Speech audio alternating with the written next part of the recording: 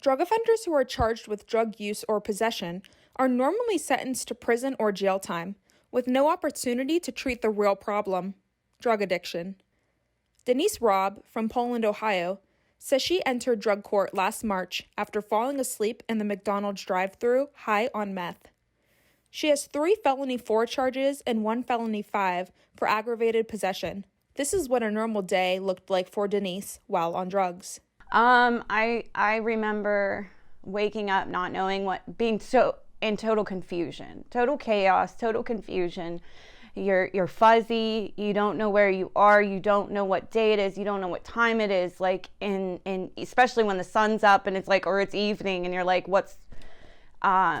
it's absolutely, it's almost paralyzing, like, and you got to like sit there and like figure out what's going on. And then after that, it's only one thing. It's about that next one, doing it. And then, okay, how am I going to get more?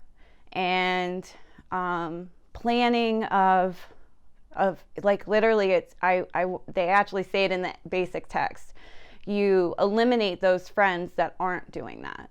And you find or acquaintances that are, or that help you to do that, because all my childhood friends, like, you know, they just stopped coming around and I stopped pushing to hang out with them. And then now I'm pretty much a barfly and hanging out with this crew. So it was always, where are they at? What are they doing? Where's the next party at? Where, you know, and how am I going to afford the next one? Raub says she started using drugs as a teenager and was 7 years clean until her grandmother died from COVID-19. This put her back on the streets using drugs again. She knew this time around would lead her to facing deadly consequences until she was introduced to the Mahoning County Drug Court in March 2021. Raub has completed phases 1 and 2 of the program and is on to her final phase before graduation. She says every day it's a blessing she's able to be a productive member of society again. She is now working full-time at Polaris Windows and Doors in Youngstown and is attending Kent State University to earn her bachelor's degree in accounting. Since then, it has fell into place. That was one of my biggest fears, getting this full-time job, juggling drug court, juggling meetings, juggling school, and my family and my relationships. I'm trying to build those bonds back, and they're very important. And I remember I went to 2 meetings a day every day leading up to me starting work, because I was terrified to get pulled away. You hear anytime somebody goes back out, first thing they do, they stop going to meetings, or they go to 3 a week, then they go to 2 a week, then they go to 1 a week, because now they got their job, they have money in their pocket, they have those things back, and they think I can successfully use again.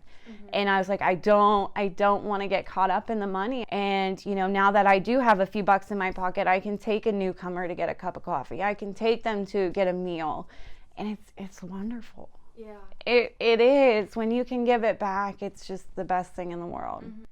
Raub just celebrated her 32nd birthday and said she is using her program treatment and counseling to work on building back relationships with her family and friends. My dad cooked for me, did this full dinner, full spread, made me a coconut cream pie, and then, we just celebrated, and we were real honest with each other.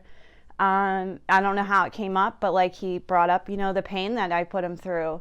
And even though I'm nowhere near step 8 and 9, I got to look them in the eye and say, I'm really sorry, and mean it. From Youngstown, Ohio, I'm Amanda Jorn.